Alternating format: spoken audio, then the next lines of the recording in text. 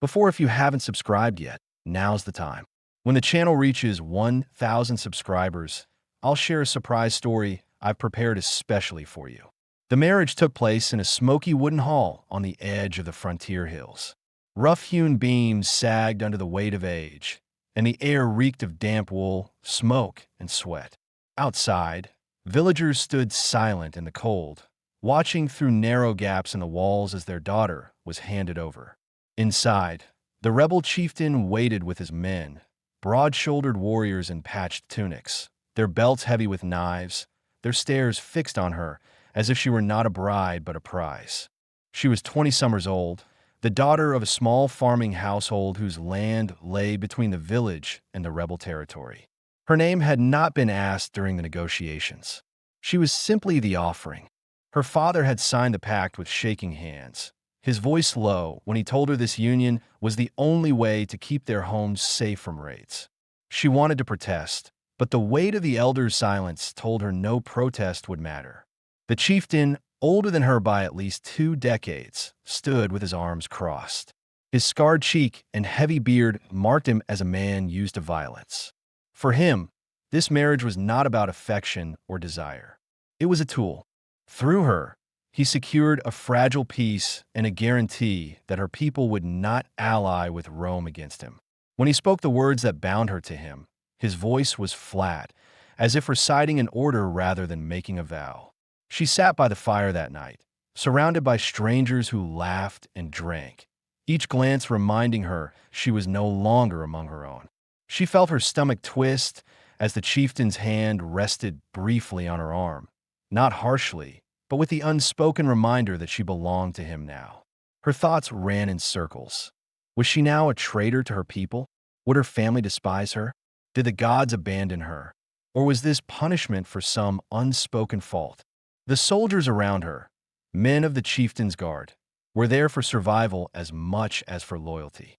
Their tribe had been pressed hard by Roman patrols and by rival clans. To them, she was a symbol of a bargain that might spare them from war, a woman whose presence bought them time. Yet none offered comfort. They treated her as a vessel of politics, not a human being. That night, as the fire crackled low and the camp settled into uneasy quiet, she lay awake, staring at the smoke stains above the roof beams. Her heart beat fast, her body rigid with fear. She weighed the choices before her and found none. Stay and live under the shadow of a man she did not choose. Flee and risk death in the wilderness or capture by those who hunted deserters. She pressed her hands together to steady their trembling, and in the silence she promised herself one thing. If even the smallest chance came to run, she would take it, no matter the cost. The night broke apart with sudden violence. She woke to the clash of iron, the scream of horses, and the smell of burning wood. Raiders had struck the chieftain's camp, their torches cutting through the dark like spears of fire. Men shouted in their tribal tongue, orders and curses lost under the pounding of feet and the crash of shields. For a moment, she lay frozen, her mind slow to grasp what was happening, her breath shallow as she pressed her palms into the earth. Then the walls of the tent shook with the force of men colliding outside, and she knew this was her chance. She pushed herself upright, her body trembling, her bare feet sinking into the dirt floor. Her eyes darted around the tent. There was no guard inside. The chieftain had left his weapons on a low table, but she dared not touch them. To be caught with his sword would mean certain death. She pulled the woolen cloak tighter around her shoulders and slipped out into the chaos. The questions that haunted her since the wedding returned sharply now. Would her village accept her back if she reached them alive, or would they turn her away as the wife of an enemy? Would the Romans, if they found her, see her as a refugee or accuse her of betrayal? Each thought pressed like a stone against her chest, but she forced herself forward. Freedom mattered more than certainty. She kept low, running between shadows as warriors clashed in the firelight. The rebels were not united. Some defended the chieftain's camp. Others turned on each other in the confusion, proof that old grudges had never been buried. Screams cut the air, the smell of burning hides filled her lungs, and still she pushed forward, stumbling over scattered weapons and the body of a man who had fallen before he could even draw his knife. She gagged, but did not stop. Beyond the camp's edge, the land opened into rocky hills. She ran barefoot, sharp stones cutting her soles, the cold ground burning her skin. Branches tore at her arms as she forced her way through brush. Behind her, hooves thundered, riders shouting for order as they realized the camp's prize had slipped into the night. Her heart hammered so loudly she thought it would betray her hiding place. She pressed herself against the ground among thorn bushes, her body shaking, every breath painful. When silence finally returned, she dared to move again. The moon lit her path faintly, showing her the slope of the hills and the dark line of forest beyond. She knew nothing of the land outside her village, but she remembered the old warnings: streams that dried in summer, wolves that hunted the ridges, and Roman patrols who showed no kindness to those they did not trust. Still, she walked, each step slower, her body growing weaker as dawn approached. By the time the first light broke over the horizon, her strength had nearly gone. Dust clung to her face, her lips were split, and every muscle ached as if she had carried a great weight. Her thoughts blurred between memory and present. The voice of her father, the cold eyes of the chieftain, the silent judgment of the villagers. She wondered if she was doomed to die nameless, alone on the hills, her flight forgotten before the next raid began. It was then, just as her legs failed her, that she saw the glint of metal ahead. A line of men moved in formation, their shields catching the sun, their steps steady and unbroken. She tried to cry out, but no sound came. Her body gave way, and she collapsed on the dry earth. The last thing she saw was the shadow of a tall soldier kneeling beside her, his hand lifting her head, the rim of a Roman helmet blocking out the rising sun. The sound of marching boots pressed steadily against the earth, a rhythm that carried authority in a land where most walked in fear. The patrol halted when they saw her body crumpled on the ground, her face pale, her lips split, her hair tangled with dust and sweat. For a moment, the soldiers shifted uneasily, their hands firm on their spears. Strangers on the frontier were often threats, runaways, spies, or decoys meant to lure them into ambushes. It was clear to all of them that this woman was no fighter. Her feet were cut open, her cloak torn, her breath shallow as if she had not eaten in days. The Centurion stepped forward.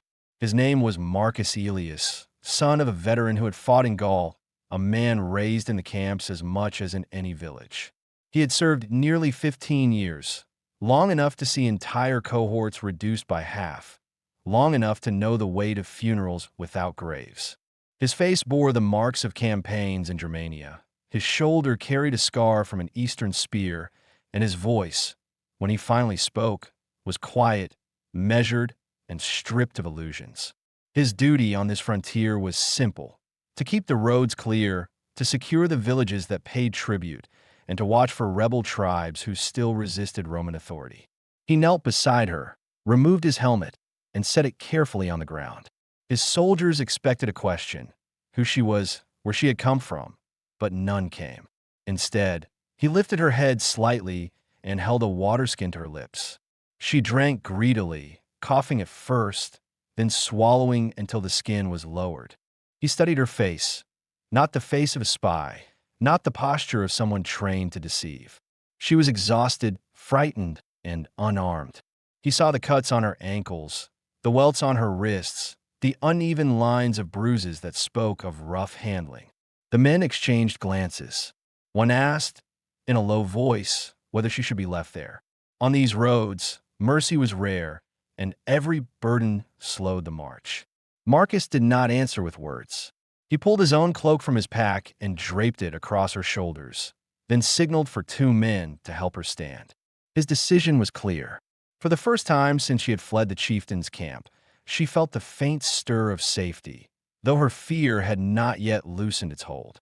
She wanted to explain, to tell them her name, to beg them not to send her back, but her voice failed her. She could only look at the Centurion, her eyes searching his for some sign of judgment. His expression gave nothing away, neither warmth nor disdain, only a calm that steadied her trembling. The patrol resumed its march. She walked close to Marcus, her steps unsteady, each movement watched carefully by the men around her. Behind them, the hills lay quiet, but she knew the rebels would not ignore her escape. She wondered how much these Romans knew of the chieftain's raids, whether they would see her as a witness or a liability. Yet for now, her body was fed water, her shoulders were covered, and no hand was raised against her. For now, it was enough. Marcus kept his silence, but his thoughts moved with the weight of experience. He had seen countless villages burned, countless bargains struck between survival and betrayal. He did not yet know her story, but he recognized the look in her eyes, the look of someone who had been traded like coin and carried shame that was not her own. He did not need to ask her to know she was running from chains. What mattered now was whether Rome could offer her something else, or whether, like so many before, she would disappear into the shifting dust of the frontier. The patrol moved with discipline, 20 men in a line that shifted easily across the ridges and valleys. Their shields glinted beneath the midday sun. Their boots struck the dirt in unison, and their silence was broken only by the scrape of iron or the short commands Marcus gave to keep their formation tight. The woman walked among them now, her steps uneven at first, but steadier with every mile. The cloak he had given her shielded her from the wind, though she felt the weight of every glance, knowing some soldiers questioned her presence. She kept her eyes lowered, unsure if speaking would bring suspicion or mercy. That evening they halted near a stream, a place chosen for both water and the open ground that made ambush difficult. The men spread out with practiced ease, stacking shields, tending to the horses, and setting watch points. No one asked her to work, but she instinctively moved to gather dry wood for the fire. Her hands trembled as she carried the branches, uncertain if they would scold her or laugh. Instead, Marcus gave her a simple nod of acknowledgement, as if confirming that she belonged near the fire rather than at its edge. As the flames rose, food was passed around, dried meat, coarse bread, and watered wine. She hesitated until Marcus tore his ration and placed half into her hands. His soldiers watched, some disapproving, others indifferent, but no one challenged his choice. She ate slowly, every bite sharp with the awareness that this was not charity but discipline, an order unspoken but binding. She wanted to thank him, but her voice still caught in her throat, leaving only a faint dip of her head. In the firelight, she noticed how he sat apart from the others, his helmet beside him, his gaze fixed on the horizon even when there was nothing to see. His hand often brushed across the scar on his shoulder, a gesture so habitual it seemed unconscious. She wondered how he had been wounded, whether it had been in a battle against men like her husband's tribe, or far away in lands she could not imagine. She wanted to ask, but the weight of silence between them felt too fragile to break. Her thoughts circled back to questions left unspoken since her escape. If the Romans learned she had been bound to the chieftain, would they see her as enemy property, a bargaining piece to be returned? Would they doubt her loyalty and leave her to the same fate she had risked everything to flee? She forced herself to breathe steadily, reminding herself of what she had seen. Marcus had not asked her name, had not demanded her story, had not treated her as a prize. He had given her water, bread, and warmth. For now, those were answers stronger than her doubts. That night, as the men settled into their cloaks, Marcus quietly stood and placed his near her shoulders without a word. She felt the weight and warmth of it, and in that moment something shifted. Fear still gripped her, but alongside it grew the first fragile sense of trust. She lay awake for some time, listening to the steady rhythm of boots pacing the night watch, the crackle of the fire, and the distant howl of wolves on the hills. When her eyes finally closed, she felt less alone than she had since leaving her village. Marcus remained awake longer, watching both his men and the woman who had stumbled into their ranks. He did not know what her presence would mean for the patrol or for himself, but he knew she carried wounds as deep as any scar. He also knew that, for the first time in many years, He felt the weight of responsibility not only as a soldier, but as a man who could choose to protect something beyond the Empire's orders. The next days brought little rest. The patrol marched steadily, following the narrow track that wound between the hills and open plains. The woman walked close to Marcus now, her steps firmer, though the cuts on her feet still slowed her. The soldiers had grown used to her presence, though not all were at ease with it. Some whispered when they thought she could not hear, wondering whether she was truly a refugee or a lure meant to expose them to ambush. Their suspicions lingered, but Marcus never voiced out. His silence, as always, was final. At dusk on the third day, the riders appeared. Dust rose on the horizon, faint at first but soon shaping into a dark smear that grew larger with each heartbeat. The woman froze when she recognized the distant cries and the banners snapping in the wind. They were rebels, men from the chieftain's tribe, searching for her. She felt her chest tighten, shame and terror returning in a rush. If they caught her, they would drag her back to the camp, and she would be made an example, not a wife. She glanced at Marcus, ready to beg him not to hand her over, but the calm in his eyes steadied her. He gave no sign of surrender. Marcus ordered the men to form a line on the ridge above the path. Shields locked, spears angled. They waited with the discipline of soldiers who had fought too many battles to be shaken by a single charge. He positioned the woman behind their line, his hand briefly on her arm to press her down into the shelter of a low rock. She wanted to protest. She wanted to tell him she was not worth the risk. But his gesture was firm. She realized then that he had already made his choice. The riders came fast, shouting as they tried to scatter the formation. The clash was sudden and brutal. Hooves against iron, spears thrusting upward, shields splintering under the force of impact. The Romans held their ground. The sound of men screaming, the sharp smell of blood, the crush of bodies against the shield wall, all of it pressed in her mind, and she crouched low, her hands over her ears, waiting for the moment when the line might break. But it did not. She lifted her head once and saw Marcus at the front, his face calm, his movements precise, his sword cutting with the efficiency of a man who had fought this way 100 times. He was not fighting for glory, not for plunder, but with the cold focus of survival. She understood then that he had chosen to fight for her as well. Without her, the patrol might have avoided this encounter. With her, they faced it without hesitation. The rebels faltered. Their charge broke against the steady wall of shields, and when their leader fell, struck down by Marcus's blade, the rest began to scatter. Dust filled the air as they fled back toward the hills. The Romans held their ground until the horizon cleared, then lowered their weapons and exhaled as the silence of victory replaced the noise of battle. The woman stepped forward shakily, her body trembling not from wounds but from the weight of what she had seen. She looked at Marcus, who stood with blood on his sword and sweat on his brow, his chest rising heavily. For a moment, he seemed distant, like a man carved from stone. Then his eyes found hers, and she saw not judgment but quiet certainty. He had not fought to preserve a bargain or an order. He had fought so she would not be dragged back into the darkness she had fled. As the men gathered their weapons and tended to the wounded, she stood close to him, uncertain whether she should speak. Her mind swirled with unspoken fears. Would they now see her as too dangerous to keep, a burden that drew enemies to their path? Would Marcus regret his choice to shield her?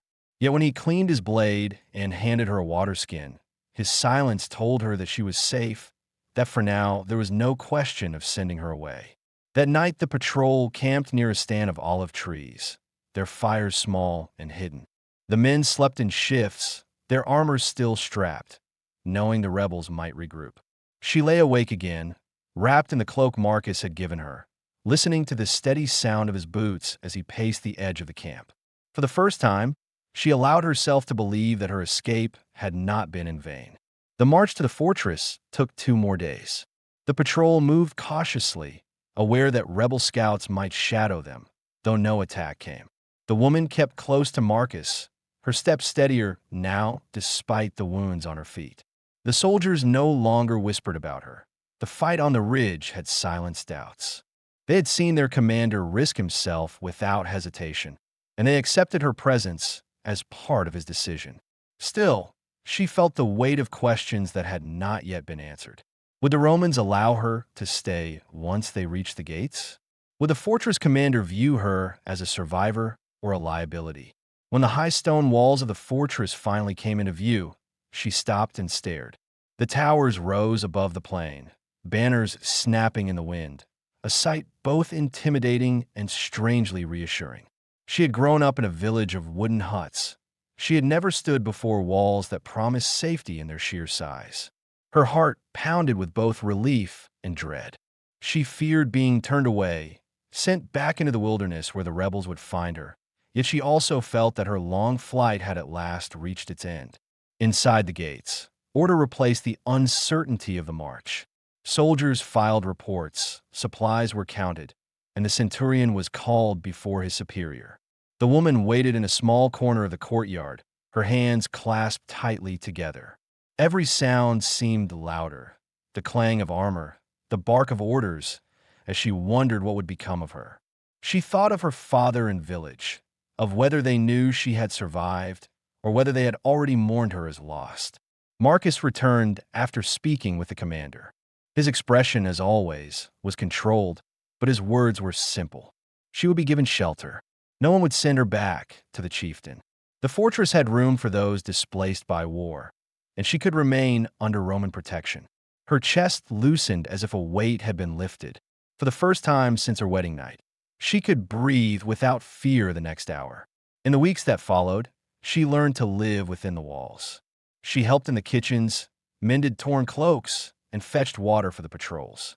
The soldiers grew used to her presence, no longer seeing her as a stranger, but as part of the life of the camp.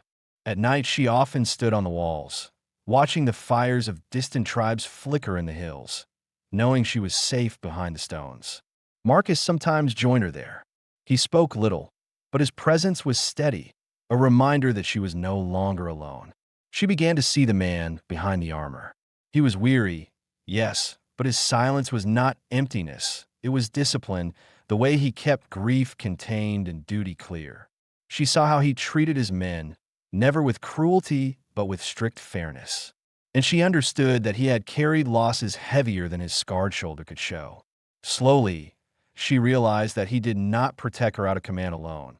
He did it because he chose to. One evening, as the sun lowered over the horizon and the sound of drills faded from the yard, he asked her quietly if she wished to remain under his protection. The question was simple, but it carried more weight than any she had faced before. She thought of the night she had fled, of the fear that had followed her steps, of the moments when she believed death would find her before safety ever did. Then she thought of the bread he had shared, the cloak he had placed over her, the silence in which trust had taken root. She answered with certainty. She would stay, not as a captive, not as a bargain struck between tribes, but as a woman who had finally found a place where she was not treated as property. Marcus did not smile, but the small nod he gave was enough. Their story ended not with chains or pursuit, but with the quiet assurance that both had found something beyond survival. She no longer felt like a burden. He no longer carried his duty alone. In the fortress on the frontier, among men hardened by war and land scarred by rebellion, they discovered that family could be chosen, and that choosing to stay was stronger than any bond forced by fear.